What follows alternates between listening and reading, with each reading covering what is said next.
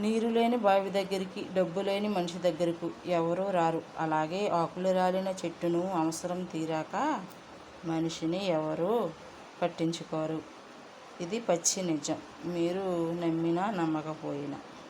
ఈ వీడియో మీకు నచ్చినట్లయితే కామెంట్ రూపంలో కామెంట్ చేయండి, లైక్ చేయండి, సబ్స్క్రైబ్ చేయండి.